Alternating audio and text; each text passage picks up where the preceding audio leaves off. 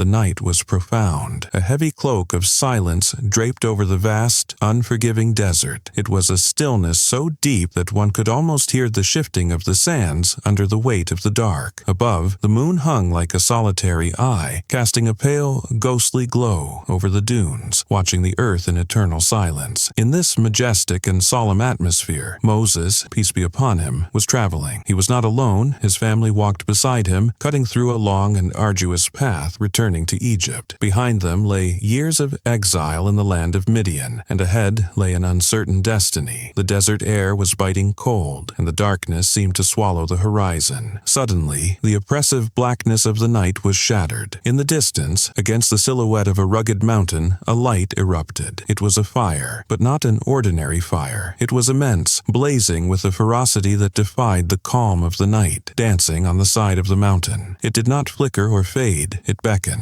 It seemed to possess a will of its own, inviting whoever saw it to come closer. Moses felt a strange sensation wash over him, a magnetic pull that was both terrifying and comforting. He stopped, turning to his wife, his voice filled with a mixture of curiosity and care. "Stay here," he whispered, his eyes fixed on the distant glow. "I have seen a fire. Perhaps I can bring you a torch from it to warm us, or perhaps I will find some guidance or news there." His tone carried a hint of hesitation, for deep within his soul, he knew this was no ordinary flame. Leaving his family in the safety of the shadows, Moses walked toward the light. With every step, the atmosphere changed. The ground seemed to pulse beneath his sandals, vibrating with an ancient energy. The air grew heavier, thick with a sanctity that made his breath catch in his throat. He approached the fire, and as he did, his heart began to hammer against his ribs. The light was blinding, pure, and terrifyingly beautiful. He halted, overwhelmed by the majesty of the sight. And then, the silence of the desert was shattered not by wind, but by a voice. A call so great, so encompassing that it seemed to come from everywhere and nowhere at once. "O Moses!" The sound shook him to his core. His body trembled, and fear gripped his heart. He realized, with a sudden, devastating clarity, that he was standing before a presence that transcended human understanding. The voice came again, soothing his terror with divine reassurance. "Indeed, I am your Lord. So remove your sandals, for you are in the sacred valley of Tua." Moses stood barefoot on the holy ground, humbled and listening. The Creator of the heavens and the earth was speaking to him. "And what is that in your right hand, O Moses?" God asked. Though he is the all-knowing, Moses, clutching the wooden staff that had been his companion through years of shepherding, replied, "It is my staff. I lean upon it, and I bring down leaves for my sheep, and I have therein other uses." The command came, "Throw it down, O Moses." Without a second thought, Moses cast the wood upon the ground. In an instant, the laws of nature were suspended. The dead wood writhed and twisted, transforming before his very eyes into a massive, living serpent, moving with terrifying speed and agility. Moses, instinctively, scrambled backward, fear seizing him, but the divine voice commanded him again, "Seize it and fear not. We will return it to its former state." Gathering every ounce of courage, Moses reached out. His hand touched the cold, scaly skin of the serpent, and in a blink it hardened back into wood. But the miracles were not over. "And draw in your hand to your side. It will come out white without disease, another sign." Moses placed his hand inside his cloak. When he withdrew it, it shone with a brilliant, blinding light, white as the moon, pure and radiant. Bathed in this divine light, the fear in Moses's heart was replaced by a profound tranquility. He had seen the signs, he had heard the voice, and now the mission was laid upon his shoulders, a burden that would crush a mountain. "Go to Pharaoh. Indeed, he has transgressed." Moses stood stunned for a moment. Pharaoh, the tyrant who claimed to be a god, the man whose cruelty knew no bounds. Moses knew his own weaknesses. He knew he had a stutter in his speech, and he knew the danger that awaited him. He raised his hands in desperate supplication. "My Lord, expand for me my breast, and ease for me my task, and untie the knot from my tongue that they may understand my speech, and appoint for me a minister from my family, Aaron, my brother." The response was immediate and merciful. "You have been granted your request, O Moses." Moses left the sacred valley of Tua a changed man. He carried in his heart a certainty that could move mountains. He was no longer just a shepherd. He was Kalimullah, the one who spoke to God. Joined by his brother Aaron, whose eloquence would support the mission, Moses turned his face toward Egypt. The journey back was filled with anticipation. They were walking into the lion's den, mission to confront a ruler who held the power of life and death over millions. As they approached Pharaoh's palace, the sheer scale of the tyranny became visible. The palace was a fortress, its gates towering high, guarded by soldiers clad in armor, their spears gleaming under the Egyptian sun. The walls were lined with statues of the tyrant, and the air smelled of opulence and oppression. Moses and Aaron demanded an audience. The guards hesitated. They recognized Moses, the man who had fled Egypt years ago after killing an Egyptian. But the intrigue was too great. Pharaoh himself was curious to see the fugitive return. They walked through the grand halls, past the rows of silent, intimidated courtiers, until they stood before the throne. Pharaoh sat there, draped in gold and jewels, the embodiment of arrogance. His eyes scanned Moses with disdain. Moses spoke, his voice steady, resonating with the power of truth. "I am the messenger of your Lord, so send with us the children of Israel, and do not torment them. We have come to you with a sign from your Lord, and peace will be upon he who follows the guidance." A ripple of shock went through the court. No one spoke to Pharaoh like this. Pharaoh leaned forward, a sneer curling his lips. "And who is this Lord of yours, O Moses?" he asked, mocking the very idea of a power higher than himself. Moses did not flinch. "Our Lord is he who gave each thing its form and then guided it." The answer was profound, but Pharaoh was blind to wisdom. He decided to attack Moses personally. "Did we not raise you among us as a child?" Pharaoh taunted, reminding him of the years he spent in the palace. "And you stayed among us for years of your life, and then you did your deed which you did, and you were of the ungrateful." Pharaoh was using guilt, weaponizing Moses' past mistake against him. But Moses was honest. He admitted his past without shame, but clarified his present. "I did it then, while I was of those astray, so I fled from you when I feared you. Then my Lord granted me wisdom and made me one of the messengers." The debate heated up. Pharaoh, realizing he was losing the argument, demanded proof. "If you have come with a sign, then bring it, if you are of the truthful." Moses stepped forward and cast his staff. Gasps filled the great hall. The staff hit the marble floor and exploded into a massive serpent, plain, clear, and terrifying. It was no illusion. Pharaoh recoiled, his face pale for a split second before his pride returned. He shouted, "This is nothing but manifest magic. We will bring you magic like it." Pharaoh, desperate to maintain his control, proposed a public challenge. A date was set, the day of the festival, Yom al-Zina, a national holiday where all of Egypt would gather. It was to be the ultimate showdown, the power of the empire against the prophet of God. The day of the festival arrived. The sun blazed over the great square where thousands of Egyptians had gathered. The noise was deafening, a sea of people waiting for the spectacle. Pharaoh sat on a high podium, watching with a predator's gaze. Below, the greatest magicians in the land stood ready. They were confident, arrogant, dressed in mystical robes, holding their ropes and staffs. They turned to Pharaoh and asked, "Will we have a reward if we are the victors?" "Yes," Pharaoh promised, "and you will be among those near to me." The magicians turned to Moses with a smirk. "O Moses, either you throw, or we will be the first to throw." Moses replied calmly, "Throw." The magicians cast their ropes and staffs. Immediately the ground seemed to come alive. Through their mastery of illusion and trickery, they made the ropes appear as hundreds of writhing, hissing snakes. The crowd screamed in terror and awe. Even Moses felt a shiver of fear within him at the sheer scale of the deception. But God's voice echoed in his heart, "Fear not. Indeed, it is you who are superior, and throw what is in your right hand." Moses threw his staff. This time, it was different. The staff did not just become a snake, it became a beast. It moved with undeniable reality, lunging at the magicians' illusions. It swallowed them, literally devoured their ropes and staffs one by one until the ground was clear. The silence that followed was heavier than the desert night. The magicians, the experts of the craft, knew instantly that this was no trick. Magic relies on deception. This was transformation. This was the power of the Creator. Simultaneously, they fell to their knees, pressing their foreheads into the dust. "We believe in the Lord of Aaron and Moses," they cried out, their voices ringing with newfound faith. Pharaoh stood up, his face face twisted with fury. "You believed him before I gave you permission?" he roared. "He is your leader who taught you magic." His ego shattered. He turned to violence. "I will surely cut off your hands and your feet on opposite sides, and I will crucify you on the trunks of palm trees." The threat was gruesome, but the magicians were no longer afraid of death. They had seen the truth. They looked the tyrant in the eye and said, "We will never prefer you over what has come to us of clear proofs and over he who created us. So decree whatever you are to decree. You can only decree for this worldly life." The victory was clear, but Pharaoh's heart was as hard as stone. He refused to let the children of Israel go, and so the era of the signs began. God unleashed nature itself against the tyrant. First came the flood. Water surged over the banks of the Nile, drowning the fields, destroying the harvest, and soaking the mud brick homes. The people cried out, but Pharaoh remained stubborn. Then came the locusts, millions of them, a dark cloud that blocked the sun. They descended upon the remaining crops, stripping every tree and plant bare. Egypt faced starvation. Then came the lice, a plague of filth. Tiny, biting insects infested their clothes, their hair, their beds. There was no sleep, no comfort, only itching and misery. Then came the frogs. The land was carpeted with them. They were in the cooking pots, in the beds, in the shoes. The croaking was a maddening, endless noise. Finally, the ultimate warning. Blood. The Nile, the god of Egypt, turned crimson. When an Egyptian tried to drink, he found only thick, metallic blood. With every plague, Pharaoh's arrogance would crack. He would beg Moses, "Pray to your Lord to remove this, and I will let them go." But the moment the plague was lifted, the moment the sun shone again, Pharaoh would revert to his old ways. "I am your Lord, the Most High." He would lie to himself and his people. After 9 signs and 9 broken promises, the divine decree was final. It was time to leave. Under the cover of a moonless night, the migration began. The children of Israel, downtrodden and weary, gathered their few belongings. Men carried supplies on their backs. Women clutched their babies to their chests. They moved in silence, a massive column of people guided by Moses and Aaron, heading east toward the sea. But a secret of this magnitude could not be kept forever. At sunrise, the news reached the palace. Pharaoh exploded with rage. "These are but a small band," he shouted, gathering his generals, "and they have enraged us." He mobilized the entire military might of Egypt. Chariots were harnessed, horses saddled, and the elite soldiers summoned. They rode out in a storm of dust and fury, determined to crush the slaves who dared to dream of freedom. The Israelites reached the shores of the Red Sea just as the sun began to climb. They were exhausted, but as they looked back, a sight of horror froze their blood. On the horizon, a massive cloud of dust rose into the sky. The rumble of thousands of chariot wheels shook the earth. Panic erupted. "The sea is in front of us, the army is behind us," the people screamed. "We are overtaken. We are dead." Despair spread like wildfire. They turned to Moses, accusing him, crying in terror. But Moses stood at the water's edge, his back to the sea, facing the approaching doom. He looked at his terrified people, his face calm, his heart connected to the heavens. "No," he shouted above the wailing crowd. "Indeed, with me is my Lord. He will guide me." It was the ultimate statement of trust. God commanded him, "Strike with your staff the sea." Moses raised his arm and brought the staff down. A sound like tearing thunder ripped through the air. The water did not just recede, it split. The dark, deep waters of the Red Sea tore apart, rising up on the left and the right. They stood firm, like 2 towering mountains of liquid glass, shimmering and suspended in defiance of gravity. Between them, the seabed was instantly dry. "Cross," Moses commanded. The people rushed forward, walking on the dry path between the towering walls of water, staring in awe at the sea life suspended within the waves. Pharaoh arrived at the shore. He saw the miracle, the impossible path through the ocean, but his heart was sealed. His arrogance blinded him to the danger. "Follow them," he ordered. The Egyptian army charged into the seabed. The chariots rattled over the dry ground, pursuing the Israelites deep into the corridor of water. The Israelites reached the other side, scrambling up the banks to safety. Moses looked back. The entire army of Pharaoh was now inside the trap. God gave the command. The walls of water collapsed. Millions of tons of water crashed down with the force of a falling sky. The scream of the ocean drowned out the screams of the soldiers. Chariots were crushed, horses swept away. In the swirling chaos, Pharaoh found himself drowning. The water filled his lungs, dark and cold. In that moment of absolute helplessness, his pride vanished. He gasped, sputtering, "I believe that there is no deity except him in whom the children of Israel believe, and I am of the Muslims." But the repentance came too late. Now, the answer came, "And you had disobeyed before and were of the corrupters?" The sea swallowed him whole. The tyrant who claimed to be a god died a helpless man, his body destined to be washed ashore as a sign for all generations to come. On the eastern bank, the children of Israel watched the sea calm. They were free. For the first time in generations, the chains of slavery were broken. They sang praises to God, their hearts light. But freedom brings its own challenges. They were now in the unforgiving desert, with no food and no water. The sun beat down on them, and the complaints began. "Did you bring us here to die of hunger?" they grumbled. Moses prayed again. God, in his infinite mercy, sent clouds to shade them from the scorching sun. He sent down manna, a sweet substance, and salwa, quail birds from the heavens. Food they did not have to work for. He instructed Moses to strike a rock, and 12 springs gushed forth, providing fresh water for every tribe. Yet, despite these daily miracles, the hearts of the people were fickle. The time came for the ultimate covenant. God commanded Moses to ascend the sacred mountain, Mount Sinai, to receive the law, the tablets that would guide humanity. Moses prepared himself. He appointed his brother Aaron as his deputy over the people. "Take my place among my people," he instructed Aaron, "and do right and do not follow the way of the corruptors." Moses climbed the rugged mountain, leaving the noise of the camp behind. He entered the clouds, entering a solitude of 40 nights to commune with his Lord. But down below, in the valley, a sinister plot was brewing. While the prophet was bathed in divine light on the peak, a shadow moved among the tents. A man named Al-Samiri, cunning and deceptive, looked at the gold ornaments the people had brought from Egypt. He looked at the people's restlessness, their weak faith, and he saw an opportunity. He began to whisper to them. He began to collect their gold. He was building a fire, melting the jewelry, crafting something that would test the soul of every Israelite. What was Al-Samiri building? What dark idol would rise from the flames while Moses was receiving the holy tablets? And what terrible wrath would descend when the prophet returned to find his people dancing around a false god? The journey is not over. The test of faith has only just begun. If you want to see the confrontation on the mountain and the story of the golden calf, make sure to like, subscribe, and hit the notification bell. The next chapter will shake you to your core.